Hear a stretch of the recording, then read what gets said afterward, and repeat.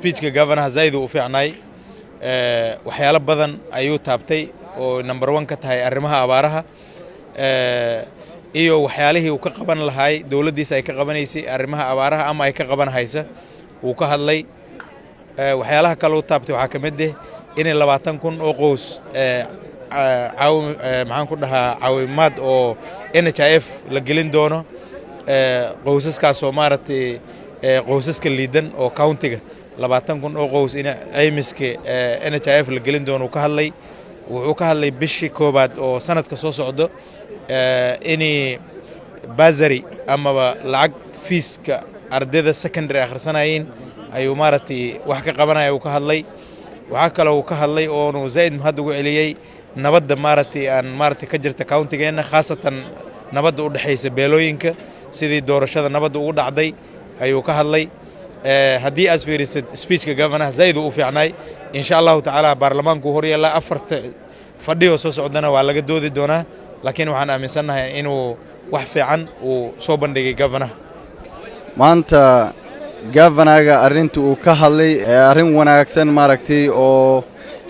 muhiim ah waa qaas Mandera County ayuu maaragtay taabtay waxyaalaha uu taabtay waxa kamid ahay abaaraha sidii loogu hortagi lahay ama wixii laga qaban lahay taas marka insha Allah waxaan rajaynaynaa waqtiyaasha soo socda inay si aan caadi ahayn loogu hortagi doono abaarahaas iyo wixii caawimaad oo talka ay u baahan yihiin looga qaban lahay Mandera County mid kale wuxuu ka hadlay NHIF 20,000 oo qoys ay maaragtay loo siin doono kaarar sida ay maaragtay isbitaalaha ee dhanka caafimaadka igu faa'iideyn doonto wuxuu kale uu ka hadlay iskuulka maaragtay secondary January wixii ka bilaabatay inaad bazari ay maaragtay ummadda ugu gargaar doono oo iskuulaha secondary-ga ay xilka saarnay waalidiinta maaragtay county government la wareegi doonto marka si fiican buu maanta maaragtay arrimaha Mandera County qaas oo si fiican u taabtay waxaan rajaynayaa arrimahaas inaan si fiican u gudagal doono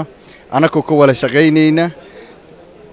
muhiimadda ay maaragtay ama danta ay leeyihiin Mandera County governor wuxuu ka hadlay maanta mashruuc fara badan hadda waxa uu fiicnay meeshuu ka hadlay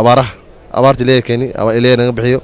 abaartu inuu xogo biyo u dhaamin doonaan dadweynaha relief ay geyn doonaan ay ka hadleen mid kalena Mandera County wuxuu ka hadlay in shaqaale la qori doono si wanaagsan oo Mandera uu shaqeyn doono expectation fara badan ka leeyahay governor inuu nala shaqeeyo misiyalka ninka Soomaaliya baa laga soo doortay meesha laga soo doortay mashruuc fara badan ninkaas wax baa u bangeysan governorgana inkastoo hadda uu mashruuc fara badan ka hadlay oo expectation fara badan ka leenahay hadalihii uu dhahay governor waan soo dhaweynayna